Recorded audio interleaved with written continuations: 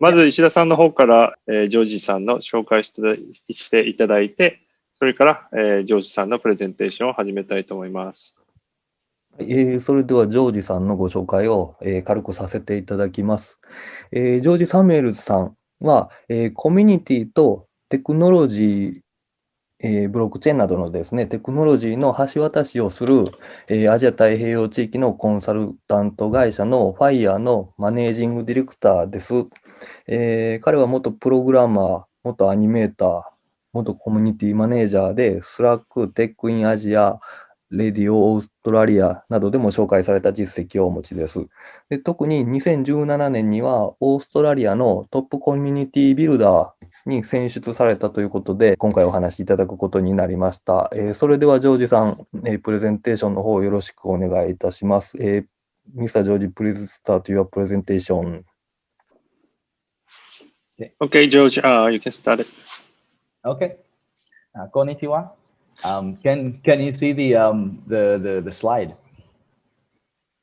Okay, perfect. Okay, yeah. Konnichiwa. Today I'm going to be talking about the Tuvalu National Digital Ledger Project. 今日は、ツバルの国立のデジタル台帳のお話をさせていただきたいと思います。First, I'm going to talk about the project itself. まず最初に、プロジェクトについて簡単に話させていただきます。Where Tuvalu is. そしてツバルがどこにあるかという話もさせていただきたいと思います。Why Tuvalu is interested in blockchain and BSV. なぜ、ツバルがビットコイン SV に興味が持ったかという話もしたいと思います。How the project started. そしてどういうふうにこのプロジェクトが始まったか。And the timeline of the project. そして最後に、タイムラインがどういうふうになっていくかという、話をしていきたいと思います。So, yep, my name is George Siosi Samuels. 私の名前はジョージ、Siosi Samuel です。And an interesting fact is that my mother is Tuvaluan Samoan. 一番面白いところは私のお母さんがツバルとサモアのハーフなんです。Like The Rock, the actor. I don't know if anyone knows him. ロックというアクターがいますけれども。Wrestler. レスラーですか。My father is Fiji Indian. 私のお父さんはフィジーのと、インディアンのハーフなんです。I am an Australian citizen. 私はオーストラリアの市民でもあります。And grew up in Bangladesh and now live in Singapore. で、私はそしてバングラディッシュで生まれ育って、シンガポールに今住んでいます。So this is how I ended up working with the Tuvalu government because of my mother's connection. どうして私がツバルとの政府と仕事をすることになったかというと、やはり私のお母さんのつながりですね。Where is Tuvalu? ツバルっていうのはどこにあるかご存知でしょうか？ Okay. In the Zoom chat, can you have a guess where Tuvalu is in the world? もしご存知の方がいらっしゃいましたら、チャットの方に、どこら辺なのかちょっと書いてみてください。皆さんわかりますか？どこにあるか。センターパシフィック。Somewhere in the Pacific.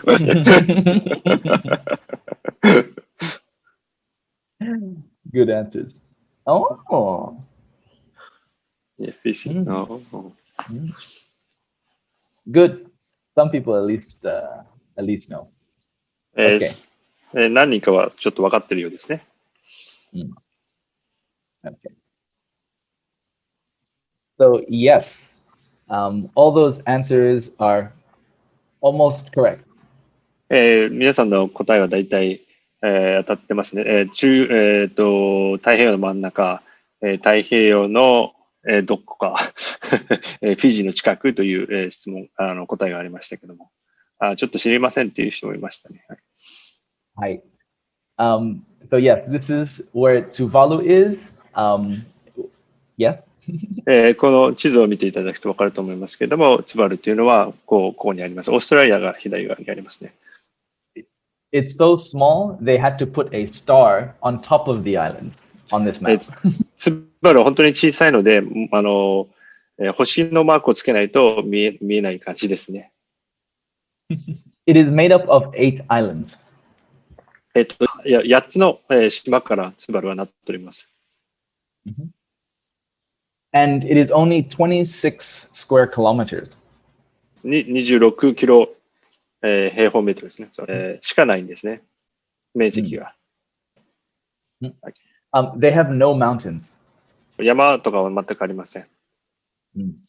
So here you can see ocean on both sides if you drive. この写真で見るように、両方側に海があって、小さい道が通っているという感じですね。The population is only around 11,646. 人口はたった1万1000人しかいません。And it is the fourth smallest country in the world. 実は世界で4番目に小さい、国です。Interestingly, it currently uses the Australian dollar as its national currency. 興味深いことにですね、国の通貨としてはオーストラリアのドルを使っているんですね。They do have their own Tuvalu dollar, but it's only coins.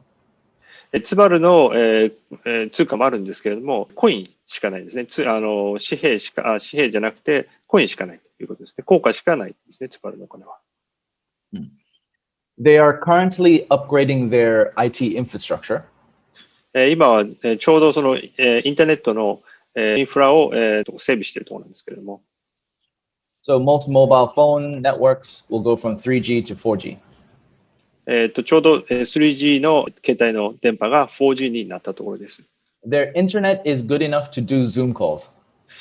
インターネットはZoomコールができるくらいのスピードがあるということですね。And most people on the island have mobile phones. 人口のほとんどの人が携帯電話を持っております。An interesting fact is that the Polynesians apparently came from East Asia long, long ago. ツバルの人たちはですね、もともと東アジアの方からやってきた人たちなんですね。So as you can see there, that is sort of how the Polynesians migrated from East Asia. 長い年月をかけてポリネシアの人がですね、東アジアの方から、そちらの方から移ってきたということなんですね。The South Pacific is actually made up of 3 race types: Polynesian, Melanesian, and Micronesian. 太平洋のパシフィックのところには3つのタイプの人種がいまして、ポリネシアンと、2 more? What? Melanesian, Melanesian, and Micronesian. マイクロネーションのこの3つがあります。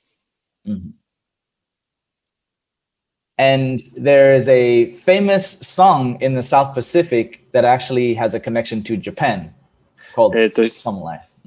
非常にこの辺りでですね、有名な曲がありましてですね、サムライという曲なんですけれども、それは日本とのつながりがある曲なんです。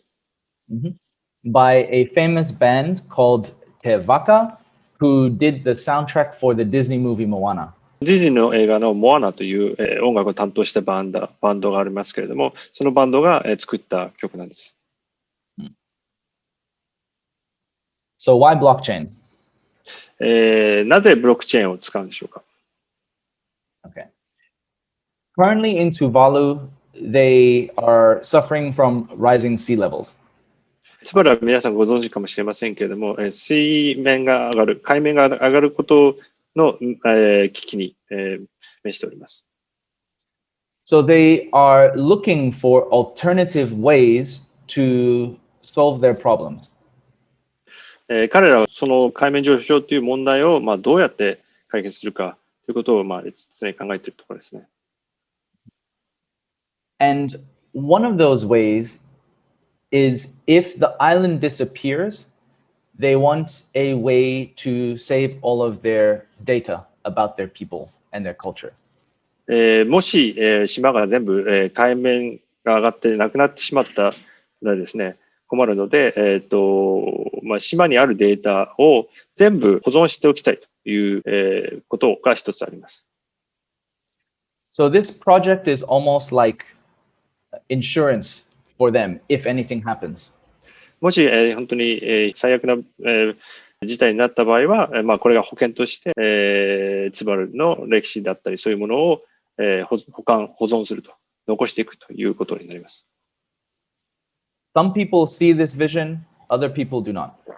この、案に賛成する人もいれば反対する人もいます。The other more basic need is for mobile payments. もう一つ基本的なところで必要になってくるのは、ブロックチェーンの利用としては、携帯電話を使った、ペイメントの方法ですね。支払いですね。決済。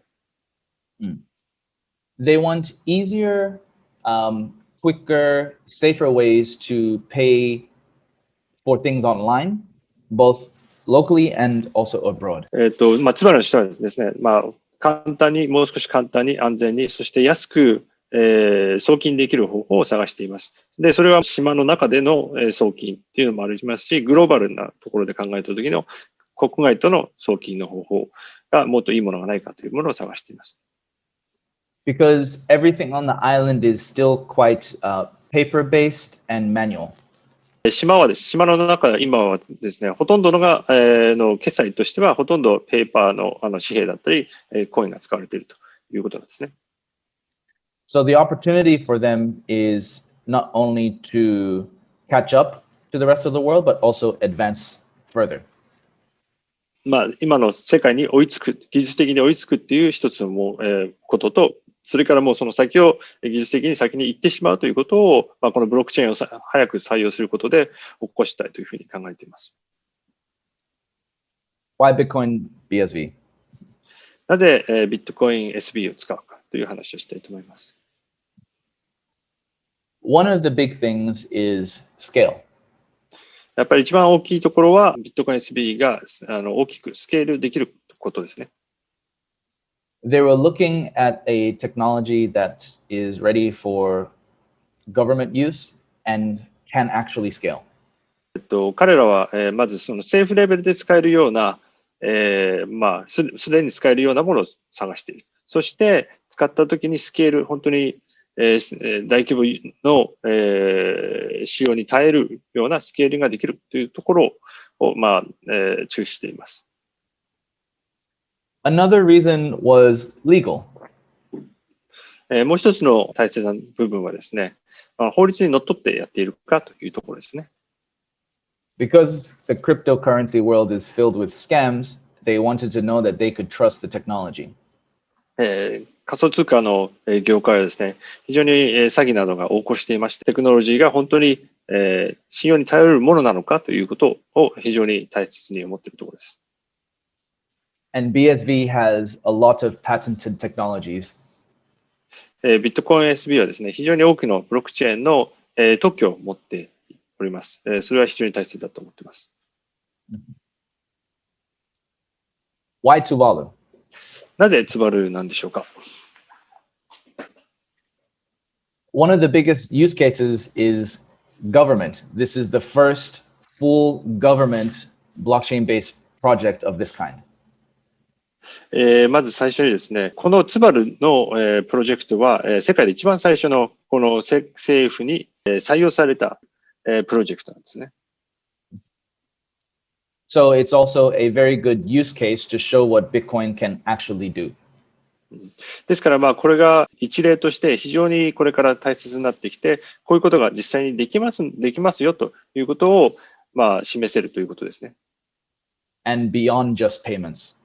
それはただ決済をするだけということじゃなくて、それ以上のことができますよということを示せると思っているんです。And here are some comments from the president of the Bitcoin Association. Ken, you might feel free to translate that. これはジミーさんというですね、ビットコインアソシエーションのプレゼントのツイートですけれども、小さい国だけれども、大きなビジョンを持ってやっていますよということを説明していますね。And we had partnered with the companies Enchain and Elas Digital as part of this project. このプロジェクトのパートナーとしては N チェーンのグローバルと、それからエラスデジタルというトークの会社と一緒にパートナーを組んでやっております。The reason for this was because I felt it was better to come together on this one project instead of trying so many different things. I'll just say it was better. The reason I did this is because it was better to come together on a project like this with multiple partners. そうですね。たくさんのパートナーと一緒にやることによって、力を合わせてやるということで、こういう大きなプロジェクトを成功させることができるんじゃないかなというふうに思っています。The role of Faiā, our company. 私の会社ですけれども、このFaiāというですね、会社をやってるんですけれども、その役割について少しお話をさせてください。So we sit in between the technology, which is like Bitcoin SV, and then local communities like Tuvalu. ここで言うですね、テクノロジーはビットコイン SV ですね。それからコミュニティはツバル。その2つを結ぶみたいな感じで考えていただきたいと思います。So we translate a lot of the complex technical things from companies like Enchain and Elas Digital to make it simpler for local government like Tuvalu. 私たちの仕事はですね、例えば N チェーンだったり Elas の技術的な非常に難しい言葉をですね、それをツバルの政府の人たちが分かるような形で説明をすると、翻訳をするというようなことです。Because most technology projects don't always think about the culture and community from day one. 多くのですね、技術的な会社がですね、相手先のその文化的な背景だったり、そういうことをですね、あんまりわからないっていうことがあるんですね。And so these are the three things that we provide as part of this project to complement Enchain and Elas Digital. この今下に出てる3つですけれども、がこの私のFaiāがそこの間を埋める としての役割としてやっていることですね。そのコミュニティ、カルチャー、文化的なことをマネージメントするということですね。それから、コミュニティと、エンゲージメントをする。それからマーケティングと PR ですね。How did this project begin? このプロジェクトがどういうふうに始まったかということを少し話をさせてください。Oh, and before I forgot to mention at the beginning that I've been involved in Bitcoin since 2013. 最初に、言うの忘れましたけれども、私はビットコインに、一番最初に知ったのは2013年です。Okay. So the Tuvalu project began with an article that I wrote on Medium called a 5-point plan to help future-proof the sinking nation.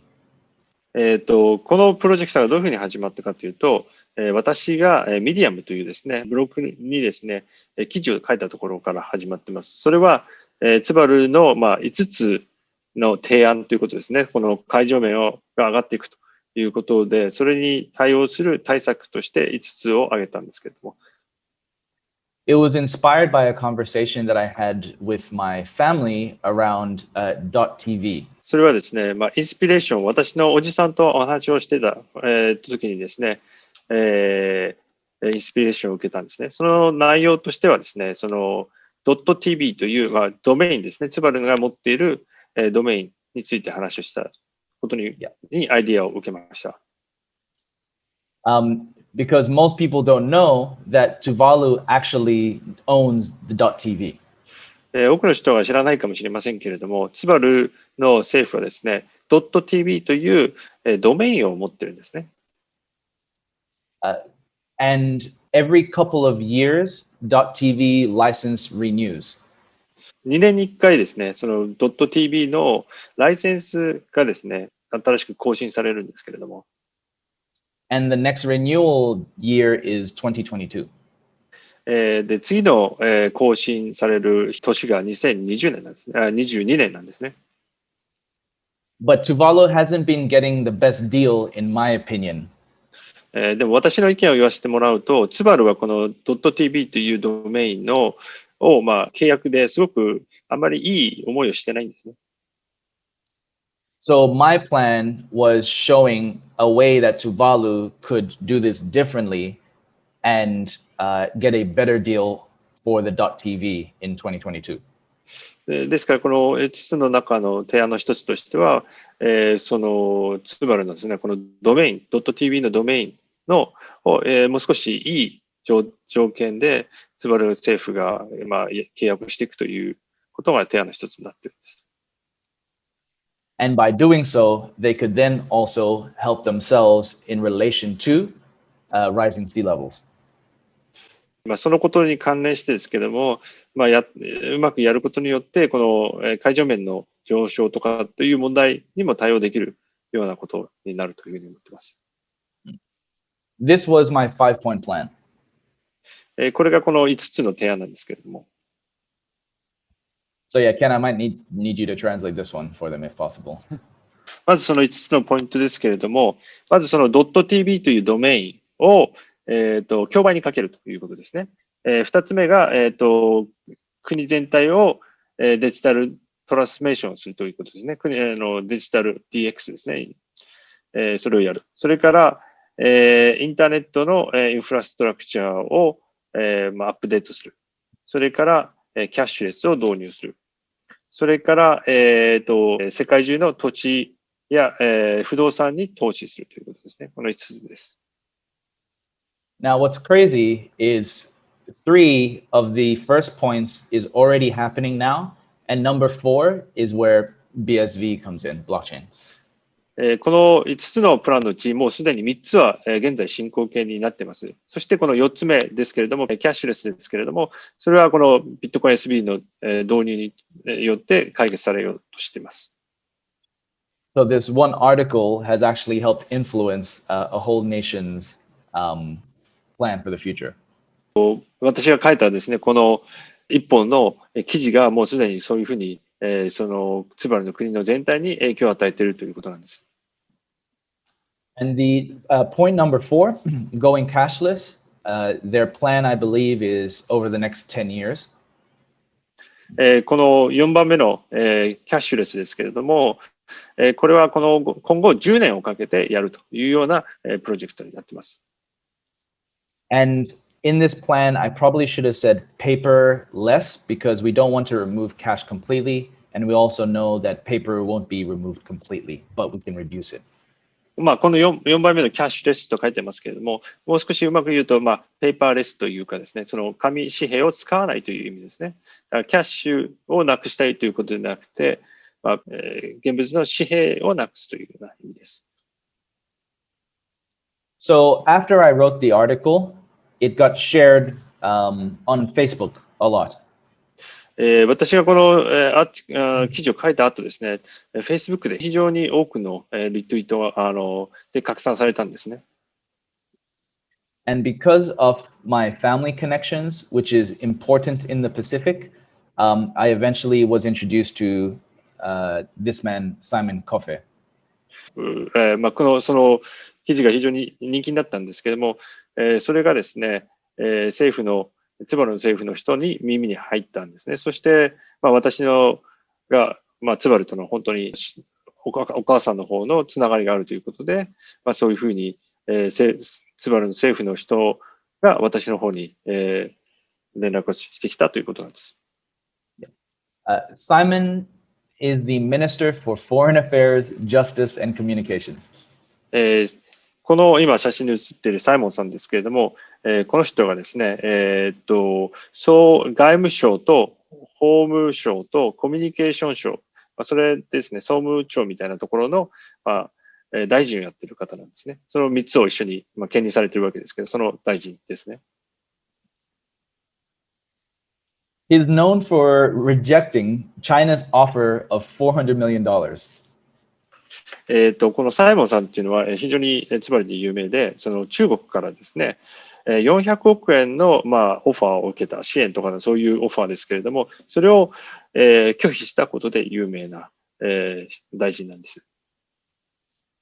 To create floating cities as a solution to rising sea levels. その中国からの支援というのはですね、フローティングアイランドですね、浮いた島を作るというような、その400億円で作るというような計画だったらしいんですけれども、それを拒否したということなんですね。Tuvalu is one of 4 countries left that is allied with Taiwan. ツバルはですね、この太平洋の島の国ですけれども、の中で、4つだけ残った台湾を支持している国なんです。Because there's a growing concern of China's influence through money. 非常に大きなですね、中国の影響力が、強まるということに非常に懸念している人々がたくさんいるんです。And then after 9 months of negotiations in December 2020, we finally launched the news of the project. 9ヶ月に及ぶですね、交渉の後ですね、2019年、20年か、の12月にやっとこのプロジェクトのプレスリリースをすることができました。Here were some of the reactions from the Tuvaluan people. これはツバルの人のですね、国民の、このプロジェクトに対する反応です。Some of it is in Tuvaluan, so you can't read it, but these are most of the positive comments. ちょっとツバル語もあるので読めない人もいるかもしれませんけれども、大体が非常に好意的な意見が多かったですね。And one person up on the top left said blockchain is the best bet to our country. そしてこの一番左上ですけれども、ブロックチェーンにかけるのがこの国として一番いい最善の方法じゃないかというふうなコメントになっています。Most Tuvaluans use Facebook a lot. 多くのツバルの人がですね、Facebook を普通に使ってるんですけれども。Here was one of the more negative comments. その中ではネガティブなコメントもいただきました。Essentially, they ask, why do we need this blockchain now? でその、質問としては、なぜ今ブロックチェーンが必要なのかというような感じでしたね。And this is because most people don't know what the technology is or what it does. それはやっぱり多くの人がこのブロックチェーンというものを一体どういうものなのかということをはっきり知らないという問題があるのかなというふうには思っています。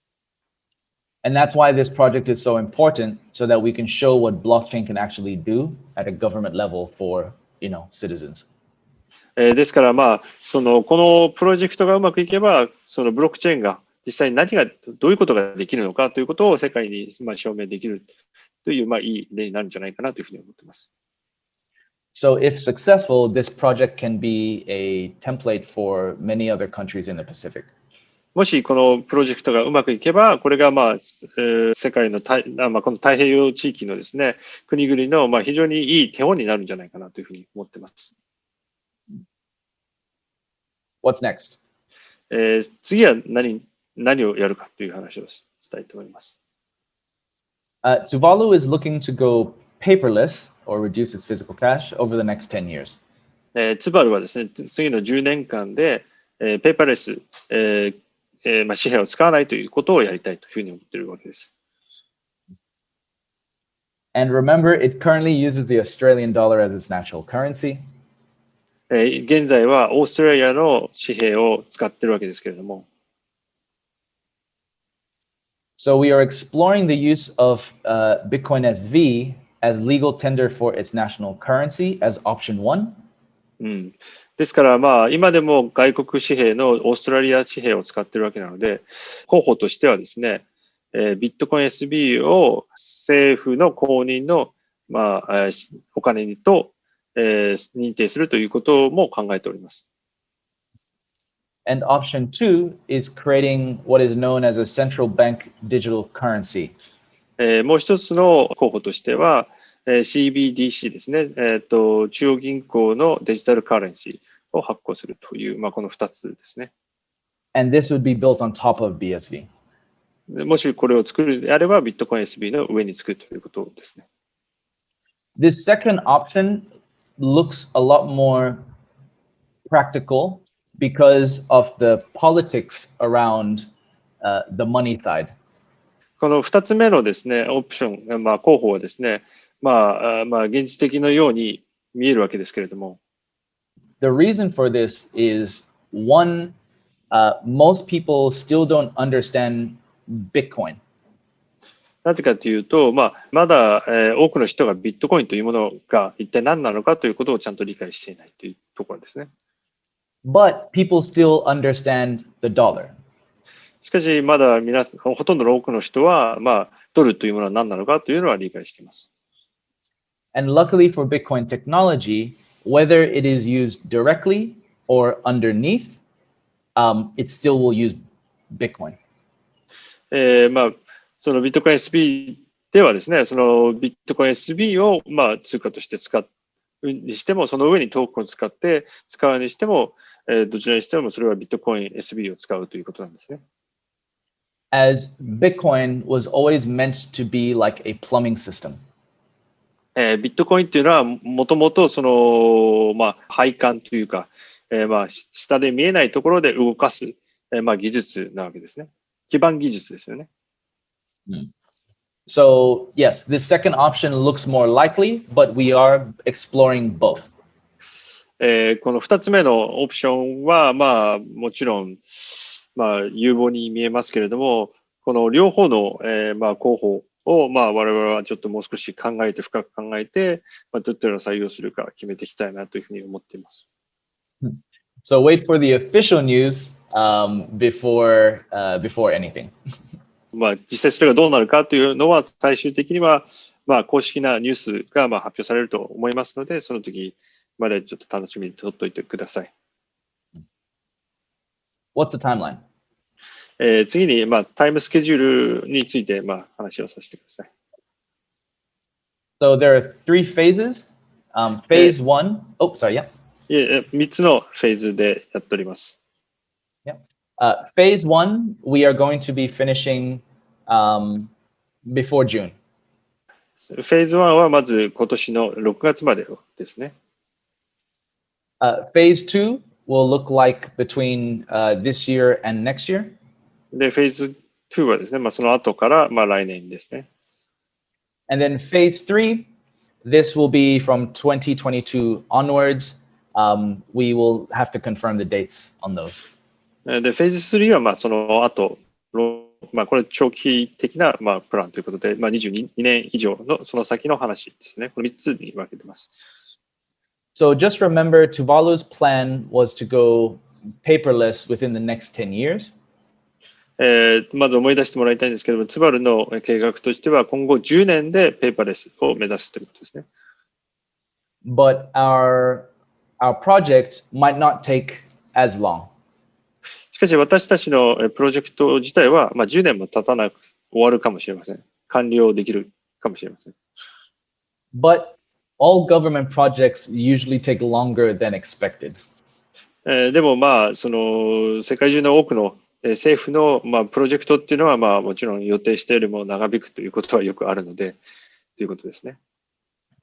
But luckily, Tuvalu has a much smaller population. しかしツバルっていうのは人口もそんなに多くないわけです。But the most important thing that we are looking at is making sure that the citizens, the locals, are very clear and understand what's happening while we are doing this project.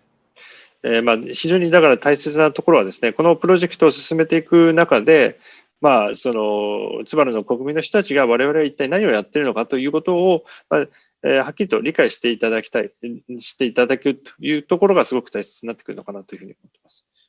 And that's why Faiā is involved to help with that. ですから、Faiā がこういうふうに今参加しているというのは、そこをやっていくということですね。To complement the great work of N-Chain and ELAS. イラスと、N-Chain が非常に、技術的なところで非常に頑張ってますので、そこを補完していけるような感じで、プロジェクトを進めていけたらなというふうに思っています。Challenges. ここからは、どういう問題があるか、挑戦があるかということですね、課題があるかという話をしていきたいと思います。There are three main issues surrounding this project for people in the Pacific. まずこの3つの問題があるということですね。このパシフィックで、太平洋間太平洋で3つの問題があるということを説明していきたいと思います。Yeah. The first challenge is called techno-capitalism or blockchain imperialism. I try to translate that.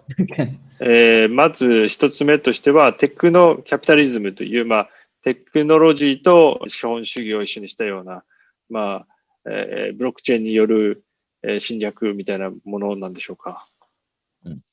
So some local people in the Pacific feel that technology companies are just a new way to colonize the islands. その小さい島に住んでいる方々にはですね、の中にはですね、大きなテクノロジーの会社がこの技術を、テクノロジーの新しい技術を使って、我々をまた植民地支配しようとしてるみたいなような考え方を持っているような方もいらっしゃるんですね。A second concern is the Bitcoin energy consumption. もう一つの問題としては、ビットコインのマイニングをするときに使うエネルギーの、消費量ですね。And then the third challenge is generally China using debt as a way to control. 3つ目はその中国がですね、その支援とかですね、支援金とかローンとかそういうものを使って、世界中の外国をコントロールするというような問題ですかね。Okay. Opportunities. この後はですね、どういうチャンスがあるかという話をしていきたいと思います。So we're almost done. もう大体終わりの方にプレゼンテーションも入ってきましたけれども。Okay. So there are three opportunities that we see here with this project. 3つの大きなチャンスがあるんじゃないかなというふうに思っております。Okay. One, of course, is the cash aspect, digital cash. 一つはやっぱりデジタル通貨ですね。The next is actually new pathways for green energy data management. 持続可能性的な、発電方法によったエネルギーによって、データをマネージするみたいな、そういうことですね。We will reveal more about this in the future.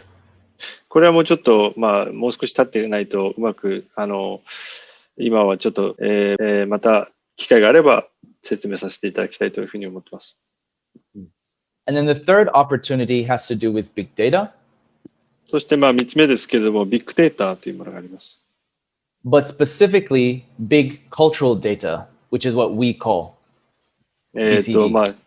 そのビッグデータといったときに、企業とかのデータとかっていうことじゃなくて、その文化的な大きなデータということですね。The reason why we call it big cultural data is because countries like Tuvalu place big importance on culture in general. なぜそういうことを言うかというとですね、ツバルみたいな国はですね、その文化に非常に趣を置いていましてですね、それを非常に大切だと思ってるんですね。And what we're seeing happening right now with NFTs or non-fungible tokens is an example of the shift in big data to what we call big cultural data. 今 NFT、ノンファンジャブルトークンみたいなものが非常に流行ってますけれども、そういうものっていうのはですね、今までのこのただのデータというところから、そういうカルチャーの方にですね、そのシフトがしていくんじゃないかというふうに私は考えているんですね。So it's not just going to be about storing data, but storing data as part of identity. ただ単にですね、データを記録していくということじゃなくて、我々のアイデンティティをちゃんと記録して残していくということが大切になってくるんじゃないかなというふうに思っています。Because culture is like the glue of historical data. 文化というものはですね、その国だったりその地域の歴史というものを、しっかり残していく、接着剤みたいなものなんじゃないかなというふうに私は考えています。Culture helps you understand how people see the world at that time. 文化というのはその人がその現在起きている世界をどのように見ていくかというのを、手助けしてくれるものですね。So if anything happens to Tuvalu and it thinks completely, this data is going to be incredibly valuable for Tuvaluans.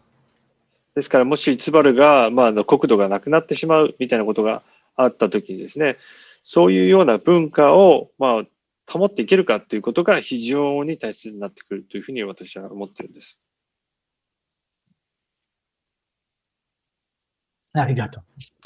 ありがとうございます。ありがとうございます。